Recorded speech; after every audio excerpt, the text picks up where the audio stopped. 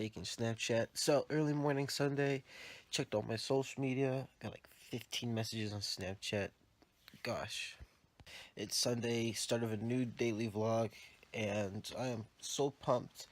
Not pumped enough to get out of bed. So yesterday was very interesting because I got so full because we went to a friend's house to eat. I'm telling you, I haven't seen so much food in a long time. I freaking feel like an anchor still. I'm telling you. It's like a pre Thanksgiving.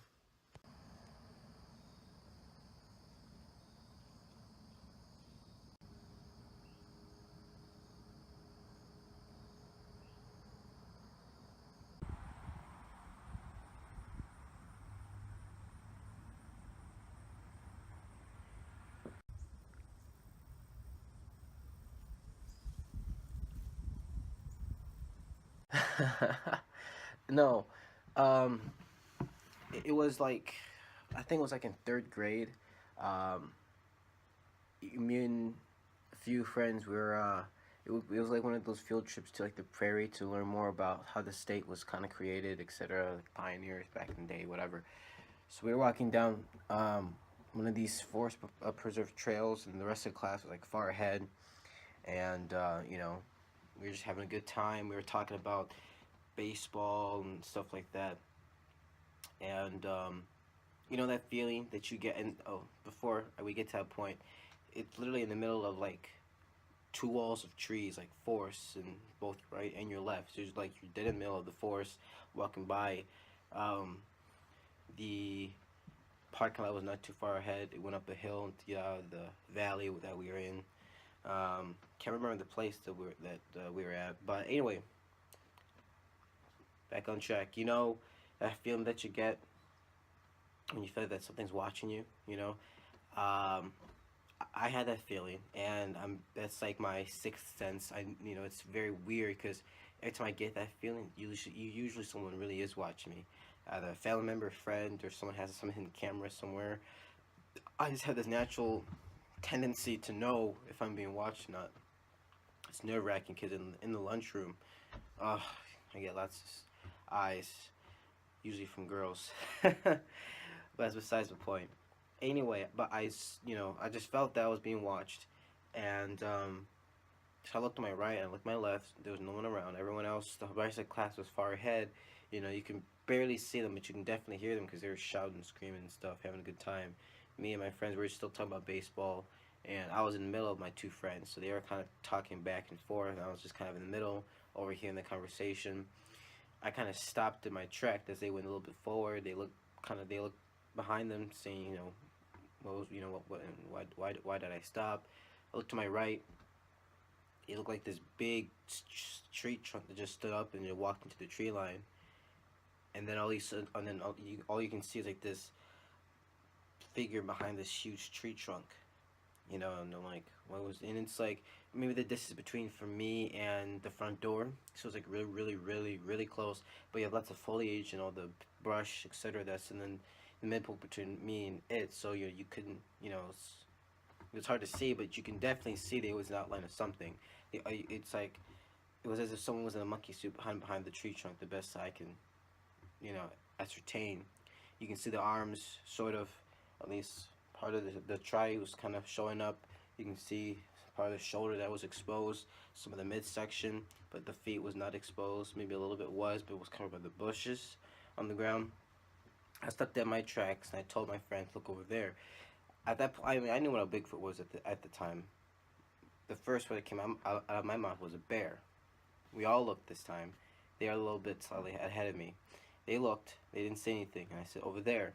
Still didn't say anything.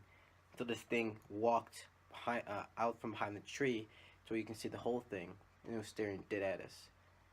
And that's when you can see the figure. You can see all the details of it, like 100% brownish, like dark brown to black hair all over.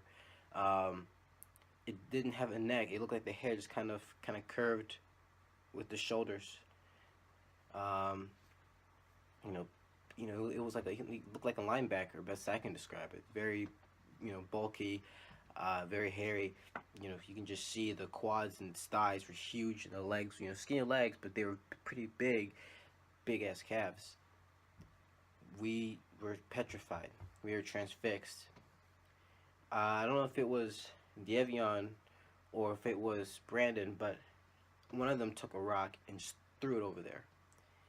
I think it landed directly in front. He kind of stood back, not thinking too much about it.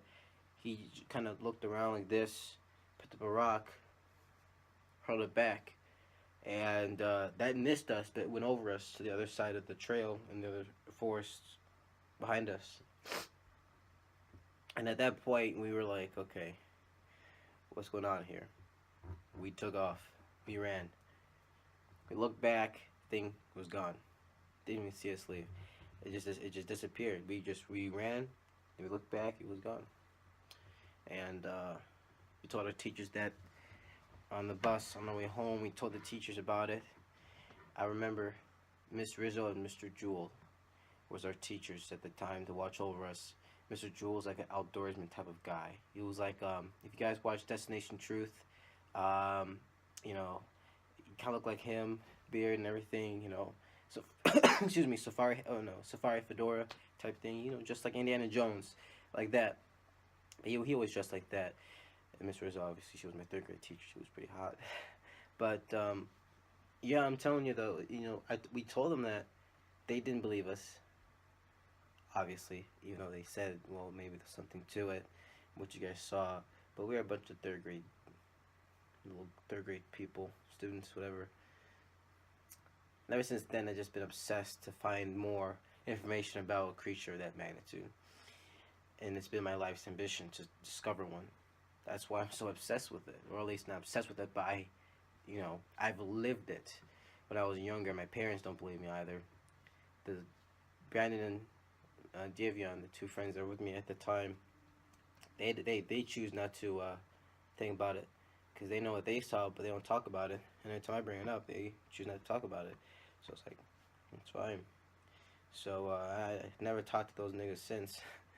But yeah, I'm telling you, it was quite the experience. And then when I saw my first UFO, I was like, wow, double. That was like many years after that.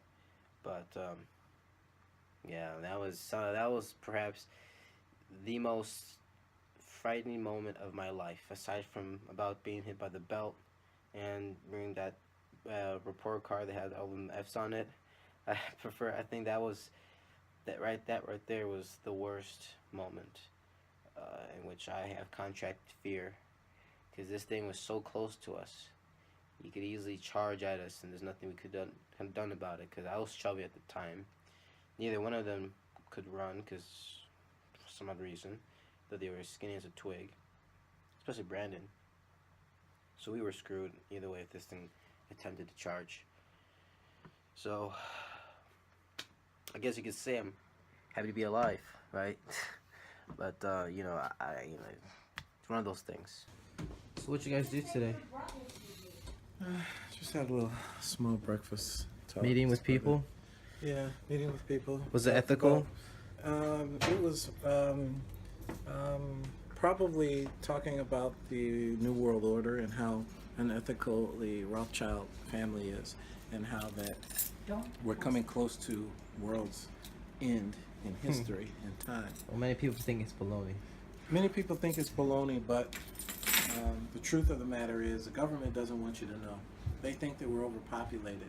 And if you take the density of the people all over the world and put them on the continent of Australia, it will take up not even half of Australia with the population, leaving the other part of Australia still open. Plus the rest of the world uninhabited. And then the rest of the world uninhabited. So there's a... The world is just barely managed. Yeah. She's from the Philippines.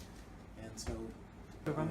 And then this is my son, who's going to be... the NBA. NBA, new Stephen Curry at that time. And then, of course, my oldest son, who's actually documenting this documentary. So the answer is prayer. Life is very fragile. You must handle it with prayer. That's my recommendation to anyone who sees this message. And give all of your problems to Jesus. Don't try to handle it yourself. but let him handle it, and you'll be able to overcome it. This is Peace. my daughter, Getting my ready oldest to go daughter, downtown Krista, and spend time with her rebel friends, and she'll be home later. No. We'll make sure that we text her every hour and demand Well, a. I'm definitely gonna turn my phone off. We're going to demand We that don't she want FaceTimes that. us. We don't want that Illuminati. We're gonna get you. Oh We don't my want gosh. we don't want the Illuminati to get her, but I want you to see her hair because it's done and it looks great. She has Dude, please cut this out of your vlog. she has oil-based makeup on that is anti-animal product, First of all, it's not oil based; it's mineral based. and some of it's She has mineral-based. a- Thing in her mouth that helps her teeth. So after 2 years, it'll be the way she wants it. She works out, so this is why she has no fat. And She don't have no fat. her friends deal with her, even though there's a little lameness there involved. That's you. They deal with her. We send her friends $1 a month just so they stay connected with her. Yeah, that's true. Hey, is it hot outside? My oldest son, he is thinking about being a physicist, No, well, it was. or was. So now he's changing his. He may be a historian, No, or I'm already a CEO of a small company. yeah, or he may be into IT. I'm the chief technology So, officer of the VC. Chief technology officer. He has a hoodie that has the symbol of his do. organization. I do. So forgive me if I'm talking too much. No, you're good. I don't want this to be boring, but this is a what's called a unedited documentary. It's great. Also, Hoot Hoot is part of our family, and Hoot, do you have anything to add to this? Okay, all right. Well, I appreciate you, Hoot Hoot, and everything that you do. And yeah, Hoot, I acknowledge my oldest son because I know you guys are tight and everything too. And so, Hoot, I want you to carry on, and I want you eventually to make a documentary too. And what's that, Hoot? Oh, and what? Oh, okay. Yeah. We're gonna go walking later today, but that's outside our documentary. You happy about that? Okay. Oh, who's frowning? Oh, he's frowning. Okay, and so that's about it. So we're gonna end this documentary with me and my wife, and so we're loving each other, and so we're gonna take a vacation next year, maybe to the Philippines or maybe to Orlando, or take a cruise, something next year, because we deserve it. And we're proud of our children, especially Justin and Junjun, who's making this documentary. Gosh, your stomach, And, son, is getting bigger. Yeah, my stomach is a little bit bigger. Yeah, It's just what have you been eating? I eat a The lot. result I'm in a of good workout food. program. But your muscles is big. Exactly. So thank you for your time watching this documentary. Blog. Or blog. We hope that you check thumbs up if you like it. Yeah, And subscribe. subscribe if you do like The it. Daily Dimp. Daily Dip. And thank you very much. Until next time, enjoy your rest of your day today.